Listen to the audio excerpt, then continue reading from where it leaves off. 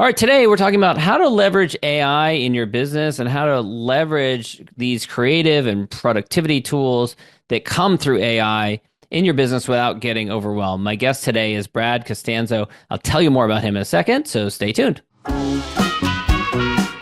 Welcome to the Smart Business Revolution podcast, where we feature top entrepreneurs, business leaders, and thought leaders and ask them how they built key relationships to get where they are today. Now, let's get started with the show. All right, welcome everyone. John Corcoran here. Every week get the privilege of talking to smart founders, entrepreneurs, CEOs from all kinds of companies. If you check out the archives, we've got Netflix and Grubhub, Redfin, Gusto, Kinko's, lots of great episodes back there. And of course, before we get into this episode is brought to you by Rise 25, where we help businesses to give to and connect their dream relationships and partnerships. How do we do that? We do that by helping you to run your podcast. We are the easy button for a company to launch and run a podcast. We do three things: strategy, accountability, and full execution. And I know Brad has been involved in the podcasting world for a lot of years and gets a lot of value out of it. I do as well. And it's just such a great tool for exactly what we're doing here today, having a conversation and sharing some interesting things that someone is working on. And Brad's going to be telling us all about what he's been doing in AI for the last couple of years. So I'm really excited about that. But if you want to learn more, you can go to our website, rise25.com, or email us at support@rise25.com. All right, let me get into our guest here today. His name is Brad Costanzo. He's the founder and CEO of Accelerated Intelligence AI and Costanzo Marketing Group. He's an AI and business innovation consultant who helps organizations with leveraging artificial intelligence to drive specific business growth. He's got a varied career. He's worked as a financial advisor and done commercial real estate consulting. So that kind of background helps to color the work that he does. And Brad, I'm excited to have you here today, coming from beautiful San Diego. And I always love to get to know what people were like when they were younger, when they were a kid. You grew up in the Midwest, and funny story, your dad had grown up mowing lawns, so he's like, you're gonna mow lawns and make money mowing lawns, and you were allergic to grass. So that doesn't sound so much fun to me. No, it wasn't fun. I was like, oh, man, can I just go get a job like at the movie theater or something like this, like my friends would do? That sounds fun. It's like, no, you're gonna go learn how to work for a living. And I was also allergic to the grass, so I was lazy and it was hot, and It's those hot, two things in the don't go summertime. together. Yeah. Yeah, so I had a couple of buddies that I would like I'd put ads in the newspaper. Somebody'd say, "Yeah, mow your lawn for $20." Then I'd call my buddy Nate up. Hey, Nate, you want to make some money? Pay you $10 to go take your stuff over here and mow this lawn. And then I had another friend, Brandon. I would do that same thing to him. So early on, I was kind of like delegating and contracting this stuff out. Now, if I was a smart entrepreneur back then and not just kind of a lazy teenager, I would have just scaled up and created an entire company. I spent most of my time playing Nintendo and and staying inside in an air-conditioned house, drinking lemonade while they did my work. But it was that was I did this with snow, shoveling snow in the winter, mowing grass in the summer. And I think the only job I had when I was like 16 years old, I got fired from, probably being like a bad employee. I'm not really the best employee, and I don't think most entrepreneurs are. We're always off doing our own stuff. But yeah, I guess I had the kind of the entrepreneurial seed most of my childhood. And then you were talking about a financial advisory. When I was in my 25 years old, I became a financial advisor for Prudential Securities. And the thing is, although I was an employee and working in a professional role, those roles, 100% commission, are very entrepreneurial. So you still had to, you eat what you Eat what you kill. kill, yeah. Bingo. And then and I was awful. I was really good at actually advising on finance. It was a passion of mine. And I was really good at working and talking to the people and selling. I was awful at marketing. I didn't know how to generate leads outside of just, hopes and prayers. I was bad at that part. And it wasn't until then I started my first business. It wasn't, in the digital space. It was much more in the commercial real estate space, but it was, I'm going to start a business, going out and I'm just going to go sell. I'm going to find a service that was really in high demand with commercial real estate owners. It happened to be called cost segregation, for what it's worth. And it was relatively new back then. And I just went out and I sold something that I only had like tip of the iceberg knowledge about. And then I contracted it to the companies who would do it. And then that kind of led out of the financial advisory career into the digital marketing and publishing space. Yeah, I mean it's funny because you are known for marketing now. Yeah. So did you Yeah, were I you was just awful at it before. self-taught eventually? I mean, Yeah. how did you overcome that hurdle to get better at it? Well, I knew I wasn't good at it, and I was doing a bunch of real estate investing as well. And I just didn't know anything about lead generation and whatnot. And then read the 4 Hour Work Week. He talked about, you know, what Tim talks about in that book. And I was like, oh, I want to do this. So I just cut my teeth. I said, I'm going to create an info product and just use it as a laboratory to see how to learn how to market. And I used that, built it up, and, probably doing about $500,000 in revenue after a couple of years. It was pretty good, sold that business, and then kind of went on to the next thing. But throughout that, I started to learn, marketing and lead generation, kind of the mechanics of building a business. I was always just good at kind of the hustle mentality, throw me in there, let me sell, let me talk to people and schmooze, but I didn't know about the mechanics of business. Now I know a Yeah. couple more things about that. Well, certainly I feel the same way. Like eventually you figure it out after enough go rounds of Yep. down markets, which Oh yeah. create some painful experiences. Absolutely. I mean, well, you were in real estate. It looks like you were in real estate in the kind of not past.com, but Like rather the 2003, 4, 5-ish, something like that. Yeah, okay, I was because like oh flipping seven houses. oh eight was kind of the financial meltdown. What were you doing then? Yeah, I had gotten out of it then, and Okay. funny enough, I had almost completely got insulated from that because I actually saw the writing on the wall. I sold all my stocks in 2007. Uh, Best move I had made to that point. And then I started the digital marketing stuff. So I was out of real estate outside of the house I owned.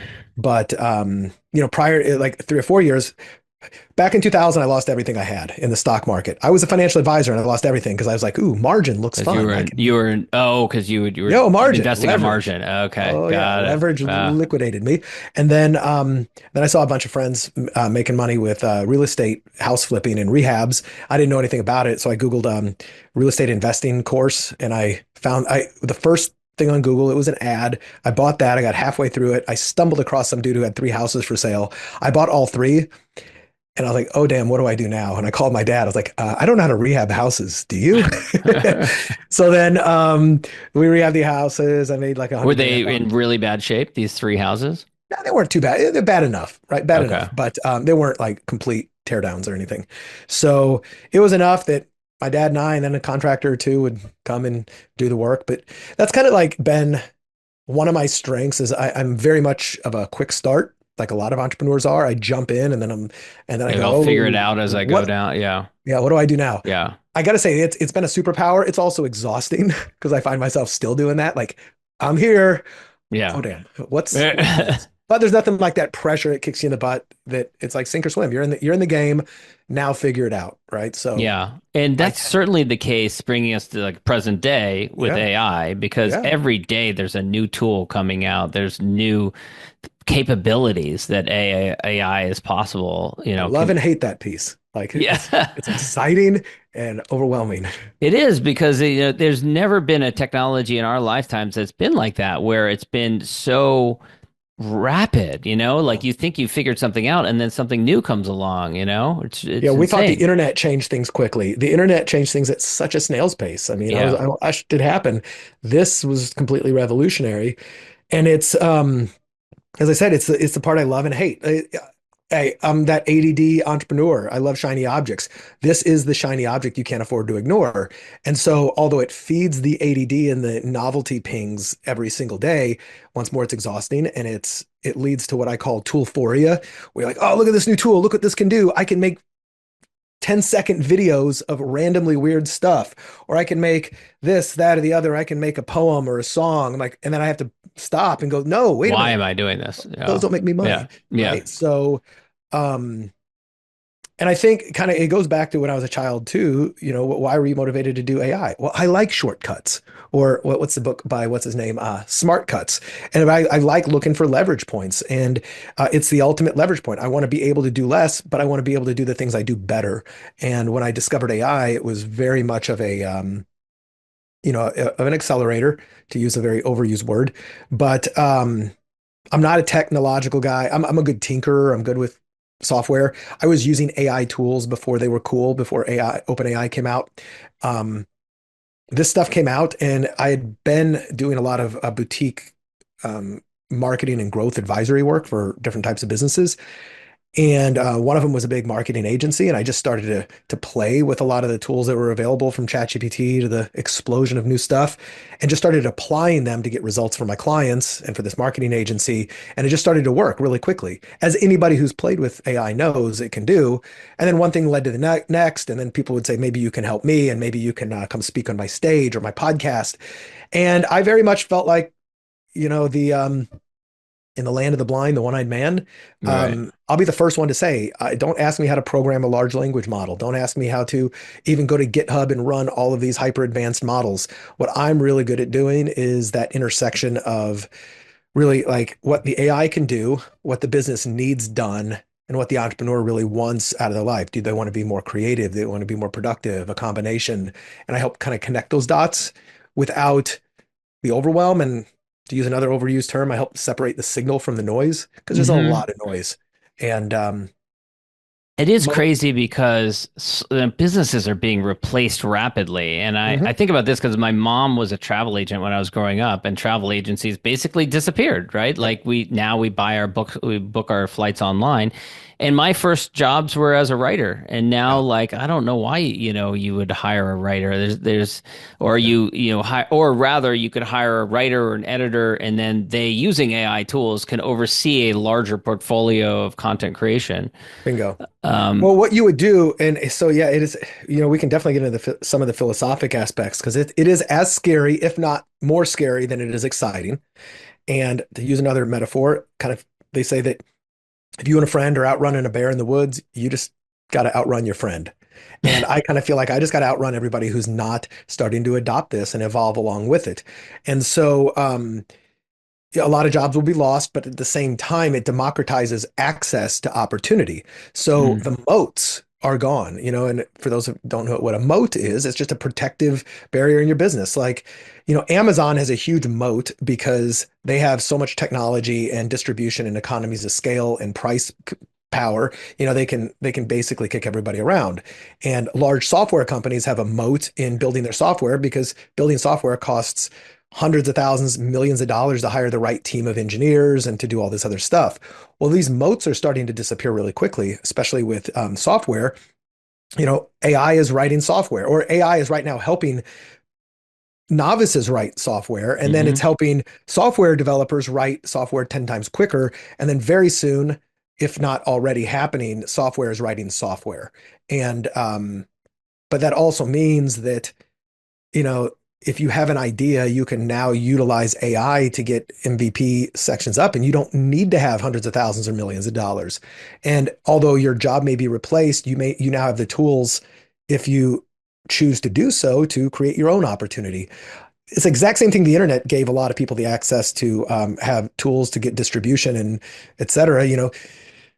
When if you're a musician in the up until the late 90s or even 2000s, actually I say 2000s, you had to go through a gatekeeper. Record label. You don't have Yeah. to go through a Hmm. gatekeeper anymore. Yeah. You can You just get it needed out there. studios. There was my parents' house in Los Angeles. There was a music studio for many years down below their house, not too Yeah, far away, that now is just a regular office building because, bingo. who needs that anymore?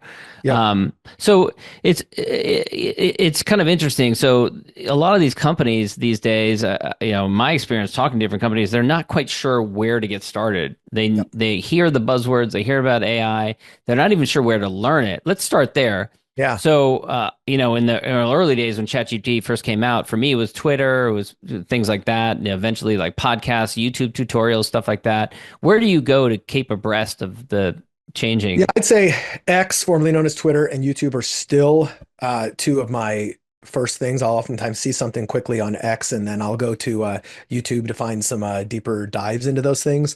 And then, whether it's colleagues of mine and I, or, we're just kind of always sharing things back and forth. Hmm. It's hard to keep up with everything, but yeah, I mean, X, Twitter, and YouTube are still two of my absolute favorite things. I subscribe to all the newsletters. I watch what's coming out. But once more, I have to kind of put filters on to go, just because it's new doesn't mean it's necessary. Yeah. And,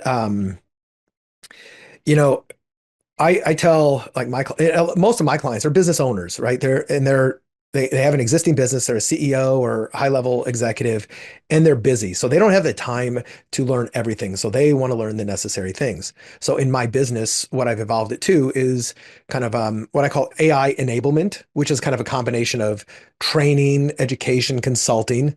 I've got a AI accelerator that I run with a partner of mine named Mike Koenigs and Joe Fear, and we collaborate on that to do AI accelerator for entrepreneurs, which Mm. is a 12-week really good enablement training. It's not about one specific thing, but it's about how to get the breadth of the entire thing of what AI can do and what it can't do, and how to really focus you on being resourceful to go, okay, here's my outcome I want. Either here's a tool to get to use it, or here's how to find the people who know how to use the tools to use it quicker. So it's very much around like just as I say, enablement. Yeah. But then I do like a lot of one-on-one consulting or speaking or workshops for corporations where they bring me in to kind of train their people. But then we also build solutions for folks, and we go, look, this is what you want to do. Let's build this out. Let's show you how to use it. Sometimes run it, sometimes be kind of a growth partner. So this allows me to kind of use my skills as a serial entrepreneur, as a consultant, and now as an expert in this technology to get them some benefits. But ultimately, when they come to me, they're like, I just want to know how to get results. And I go, okay, well, there's two ways to think about this. There's a lot of cool things you can do with AI. And for the first time in a long time, all of these new ideas that have been floating around in your back pocket can get done. But don't start with that. Start by solving your own problems. And you have to first identify your problems. Like, what are the bottlenecks? Where are you spending most of your time? What do you have to do, but you hate to do? Mm. Or what do you have to do and hate to do, but you've delegated to somebody you hate, right? Because now you've got an Yeah. employer, a contractor, you want to strangle them because they suck at this, or they take too long, or they're not reliable. Well, for now, I was like, start to audit where what your bottlenecks are and just create your wish list. And then I realized that sometimes that was even a little too open. So I created my 5 bucket framework, which has been a really popular term that's getting thrown around the industry now because it's something that allows you to realize that AI only does 5 things, and everything falls into one of these 5 buckets. And once you understand these buckets, you start to go, oh, now I understand how to kind of categorize the types of work I'm doing into this. So those buckets are fairly simple. It's thinking, creating, communicating, analyzing, and automating. So I'll Mm. break these down to just a little bit more detail. Most people that are just screwing around with Chat GPT, for instance, are just operating in the thinking and creating bucket. So thinking is it helps you ideate and brainstorm ideas and research and throw stuff at the wall and use it as a thinking. Titles or subject lines Yeah, or give me a names or brand yeah, or names here's or a yeah. problem I'm trying to solve. What do you think I should Yeah. do? Right? It's like a Yeah. little your personal business coach. And I show people how to kind of create their own little virtual AI board member for their business by using it correctly and solve problems that were before somewhat unsolvable because it really helps you connect the dots that you might not be seeing. And then the next bucket is creation. And once more, some of this is obvious, but what does AI help you create? Well, it's text, audio, video, and imagery. And combinations thereof. So you can create entire AI podcasts. You can create an AI video with voiceover and text and graphics and all of the stuff. Like it can be combinations or it can be derivatives of those. So for example, I don't know if you're already doing this. You got a podcast, like I got a podcast. After an hour long episode, I throw it into a tool like Opus.pro or Minvo, and it automatically chops up that video into shorts and then publishes them on my social media. So it's a derivative of a big content piece. This is Hmm. really useful. It can be used for SEO and content and copywriting, and it can create books and emails, all those things. That's Yeah. where most of the people live, and it's great. The 3 other buckets, though, are 3 of my favorites. There's the communication bucket, which is think of these as like AI voice agents and AI chat bots and SMS bots. So whether you've got a virtual receptionist or making outbound calls to your leads, or you're using text messages to reactivate past leads, as well as when a new lead comes in, you're immediately talking to them within minutes. The studies have shown if you don't talk to somebody within like 5 minutes, a new lead, um, like their conversion rate goes down by like 70%. Mm. And those who act quick, especially conversationally, asking questions with the intent of booking leads into calendars, win. And I've got a lot of really cool success stories and clients who are using the communication bucket to better communicate with their leads and their customers, with customer support, with their creating chat bots out of employee manuals and SOPs, to where Mm. I don't have to go look it up. I can just ask the bot, or I can text, hey, what's the company's vacation policy? Mm. The next two buckets are the analyzing bucket. So analyzing is kind of the unsung hero. It's kind of the more boring one, but it's one of the most impactful, especially if you're trying to make data-driven decisions. So it can analyze things quantitatively, um, from spreadsheets and data analysis and Google traffic trends, customer buying patterns, and it can find patterns in the data that you might not be aware of. And then on the qualitative analysis side, it can help you, let's say, analyze sales copy or content. Or what I love doing is I love taking a company who's got salespeople, and we'll take their like top three sales uh, Hmm. executives, and we'll take some of the transcripts of some of their top sales calls. Other sales calls and Yep. figure And we'll out have what it the analyze common. that for what they're Yeah. doing right. And then we'll put in Yeah. like the bottom three, and we'll have it Mm. analyze what are they doing wrong. And then it'll cross-reference, and it'll create a training for Mm. the low performers on how to mimic and emulate the high performers based upon what they were doing. So it can Wow. course correct. So that's a combination of buckets, like Yeah. analyze and create. Super powerful. Um, the last bucket is automating, or what we're calling now agentic, which is like just to play on the word agent. So automation has been around for a long time, Zapier and Make and other platforms where if this happens, if a lead comes in, go to this system, do this, go to that system, do that, go to this system, do that. And it's just kind of like if this, then that. But up until recently, it's been dumb automation. Now with AI on the back end, you've got smart automation. And one example of this might be a lead comes in and they answer a handful of questions on my opt-in form, like what's your experience, what's your budget, what's your industry, or whatever. And now behind the scenes, that lead comes in, it sends it to OpenAI. It runs an analysis on what their answers are, and it compares it to what my ideal client profile is. And then it comes up with an analysis of their lead score. It gives them a number and a rationale, and then it plugs that rationale into my CRM. So it Mm. says John Corcoran just came in. He's got a lead score of 85 because of these three reasons.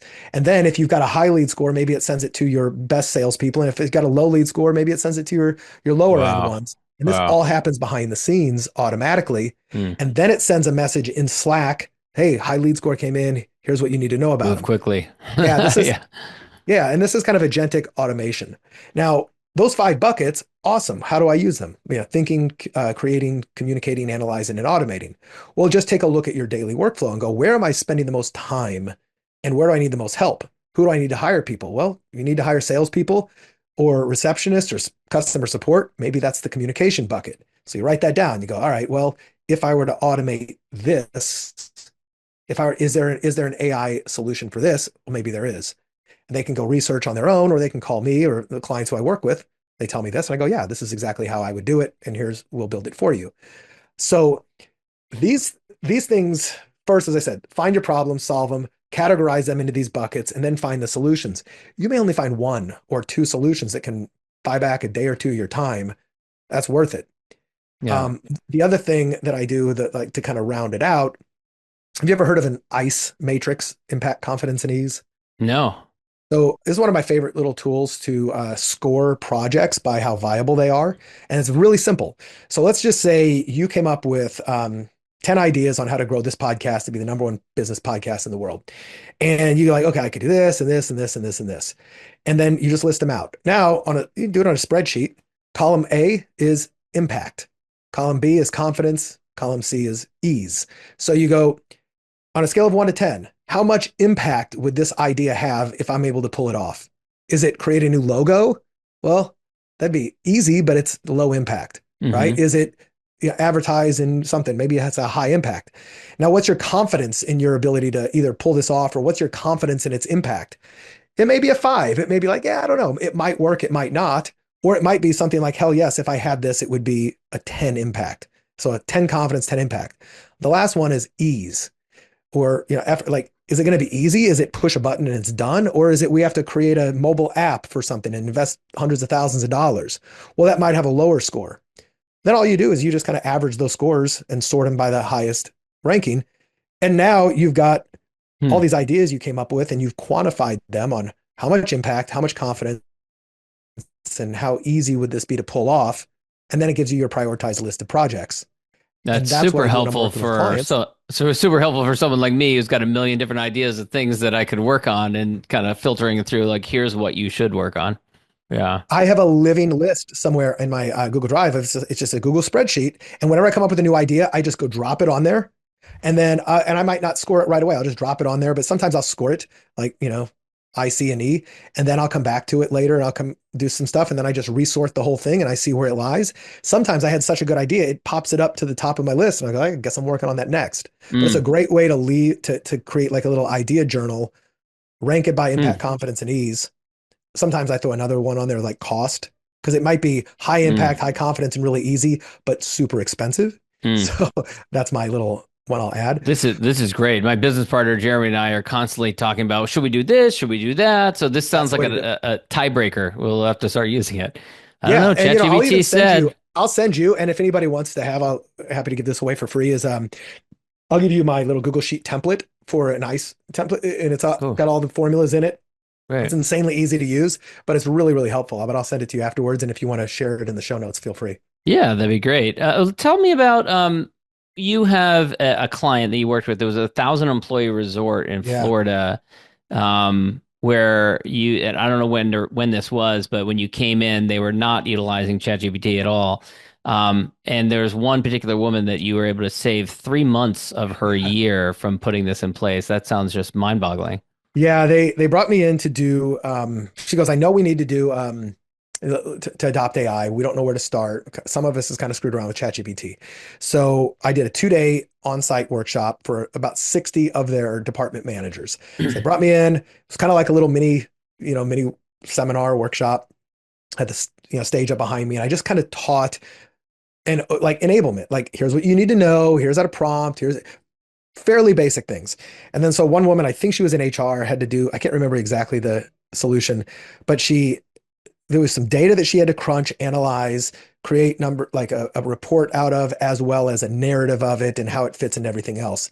And she goes, here's what I'm trying to do. How do I do it?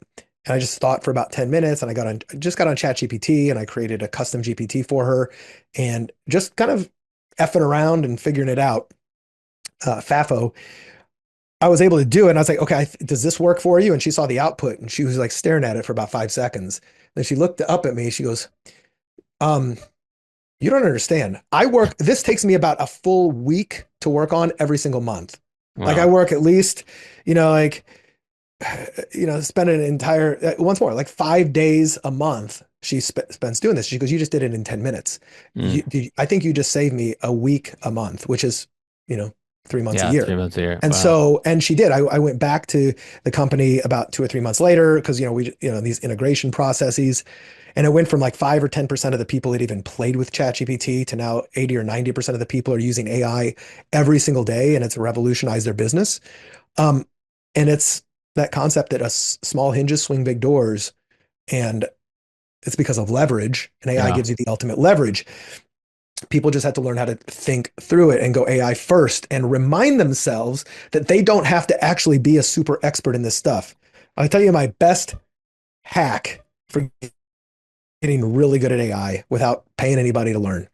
And I'm happy to accept somebody's money to learn this stuff, but this is a really good hack, cheat code. Yeah. I call it the MAC method, MAC, which is mentor, assistant, critic. And it's very elementary, but I'll just use ChatGPT for lack of just saying AI. It can be your mentor. Meaning, let's say I want to write a script. I'm sorry, I want to write a long form, pillar content, viral, engaging blog post for my industry that just knocks the socks off of everybody else. And I have no idea how to do that. So I go to ChatGPT and I go, here's what I want to do. First, teach me what that looks like. Give me an outline for it. So it gives me an outline for like a highly viral blog post as one example, right? I'm like, okay, that's cool. now teach me about this. Well, why is this important? Why is that important? And it tells you. And I go, okay, now I actually want to do that for my business, but I don't know how to write a prompt for that. Here's the kicker. Give me the Write prompt. the Yeah. prompt Yeah. I for love me to that. use with you. It's very meta, but Yeah. it's like write your own, have it Yeah. write your prompt. So you Yeah. don't have to be a genius. And now you go, okay, great. Now do it. Be my Now assistant. Now create it. do it. And Yeah. then the last piece, most people leave this one off and it's really common sense, but now critique what you just did, Mm, ChatGPT, and mm, tell me how you would make it better. And then do mm, that over and over and over again because it never gives you its first thing. And so if you treat yourself kind of like a Hollywood director saying, I got the vision for what I want, mm. and then AI is your actor, like, all right, teach me how to do this now, act, give me what I want. Yeah. And then I go, no, cut. I want it a little bit more like this. I want it more like that. Here's more context. Here's more background. Here's more direction. Give it to me again. Well, this actor never goes on strike. And if you Mm. remember, I don't need to know how to do it. It knows how to do it. Like you teach me how to do it. Now you do it. Now you critique it. It's it's the hack to the superpower of getting really good at this stuff really quickly. Because you don't Yeah. have to learn any language. You just have to learn how to talk to this alien life form that we've given birth to as a civilization. Right. And I love how Speak English. increasingly we're developing like these AI agents where you can give specific parameters, and they're called different things in the different platforms, but you can give these specific parameters about like, here's the structure of this script that something, especially something you have to create over and over again, like a report or something like that. You can say, I want this particular structure every single time. It doesn't always work every time with the directions that you gave it, in my experience, but Yep, I think it's really cool. We can create these different tools. Like I created one for like our bookkeeping, like that it just like knows about our books and can give me analysis on our books. So absolutely. And there's so many use cases. One of the use cases I like for it the most, like the two areas that I like to play in personally is the buckets, I guess I should say, is man, I guess the three that I play in the most are the thinking, creation, and communication bucket. Communication bucket is amazing, but like when it comes to unleashing creativity and strategy and allowing you to, because like I'm a very creative and strategic person, and it drives me crazy when it's kind of like I've got this a little bit of an idea of what do I want? How am I going to use it? What am I going like? It's right on the tip of my tongue.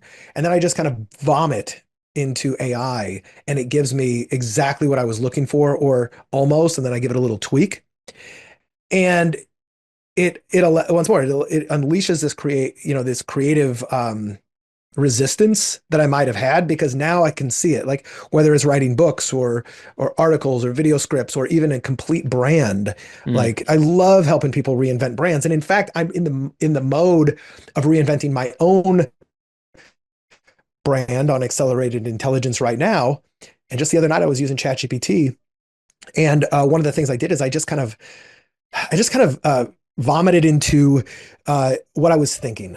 And actually, I've got ChatGPT pulled up right now. I don't know if you want me to do any kind of a screen share or if most people listen to this versus watch it.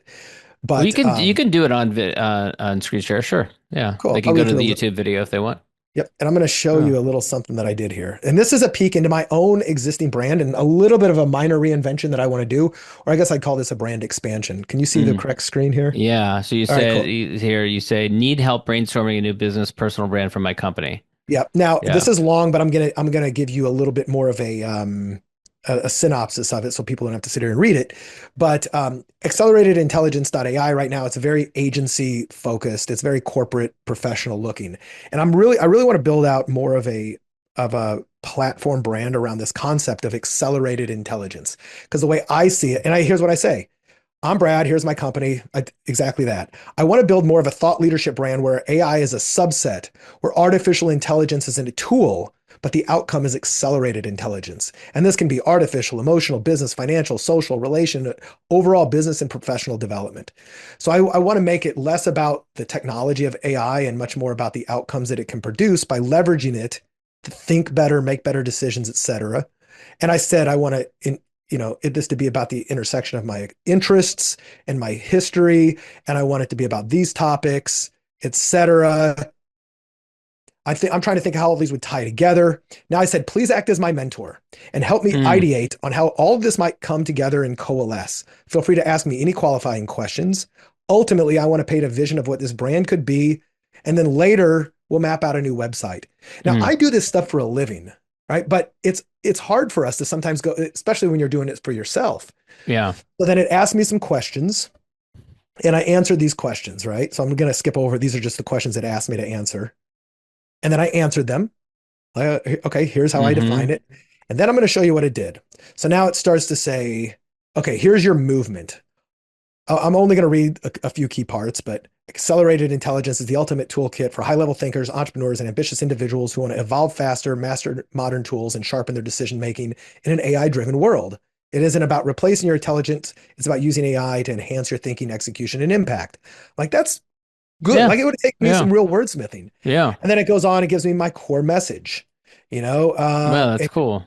my brand identity and positioning, monetization and offer strategy. I didn't ask it for this, by the way. Hmm. The Yeah. website experience, it gives me a wireframe, Wow. next steps, and then it starts to continue to go down. And I started just playing with revising and then creating an Uh, entire website strategy, a content strategy. And I mean, you can see what all it gave me. yeah. And it even giving me It, like design oh, you even came ideas, with the design. Wow. That's cool. content pillars. So it'd be like, okay, if you're talking about this is your topics, these are your formats, et cetera. Right. So it gives Wow. me all of this stuff. And I did this, what I'm showing you here, on the couch, watch while my wife was watching TV and I was pretending to watch it with her. And so, and I demonstrate this because this is really in the kind of the thinking and creating bucket, but I'm creating a branding, an entire new brand in a matter of hours, which would have taken me months in the past, and I would have charged, and I have charged like $50,000 to do Yeah. some stuff like that I was able to do there. This is That's available to crazy. everybody. The key is knowing what questions to ask, number one, and what I call the 10-80-10 rule, which is you're still responsible for the first 10% and the last 10%. Let it do the middle Mm. 80. Mm. But it's our role to, as humans, when we're working with this, to define what we want and then refine what we get. Yeah. And that is what will keep AI from replacing you because it's really not good at coming up with the vision and it's not good at coming up with the polish and the humanization. And when you are able to do that, you're able to do things at breakneck speed. Brad, this is so interesting. Thank you for sharing all these different ideas. I'm going to wrap up because I know we're almost out of time Yeah. with my gratitude question. So I'm a big fan of practicing gratitude and also giving my guests a little bit of space at the end here to, do any shout outs for any particular peers, contemporaries, mentors who've been Mhm. with them in their journey so far. Anyone you would want to acknowledge? Man, I want to acknowledge everyone who I've been, but I'll come up with somebody specific here because I've been such a collaborative entrepreneur, and a lot of my successes have come from whether it's the clients I've worked with or the partners I've had. I know I'll think of two people. One of them, one of my clients was a guy who was like a hero of mine, and he became a client named Jesse Itzler. And we're in working with Yeah. Jesse as his kind of like chief marketing officer for his personal brand for about a year and a half. I really got to understand what it's like to just focus on what's important and jump in and be hyper creative and just jump in, get your foot in the door and figure it out later. Yeah. And it was really inspirational. And then I'm really grateful for Mike Koenigs, who is a business partner of mine in AIaccelerator.com, where we teach this because, Mike's got a lot of business success and a lot of perspectives and things. And he and I work really well together. And it's been really fun to co-create with him and our other partner, Joe Fear, to just really create some stuff we're really proud of. And it's always more fun to work with people that you admire and, you know, would be your mentor anyway, but you get to kind of be their peer. So I want For to throw sure. extra gratitude out towards them. For sure. Yeah. Thanks for that. Brad, where can people go to learn more about you, connect with you, and ask you a question if they have one? Yeah, so my two websites, bradcostanzo.com, is my kind of just my personal home base, and then acceleratedintelligence.ai is my company page. And um, the best, the best way if you like resonated with this and you just kind of want to get a second opinion on how you're using AI or how you might or what some of the resources are, feel free to hit me up. You can even just Brad at acceleratedintelligence.ai, shoot me an email, tell them John sent you. And yeah, if there's something I can help you with, definitely offer. And if not, I'll, refer you to some resources that can. Brad, thanks so much. My pleasure, John. Thanks for listening to the Smart Business Revolution podcast. We'll see you again next time, and be sure to click subscribe to get future episodes.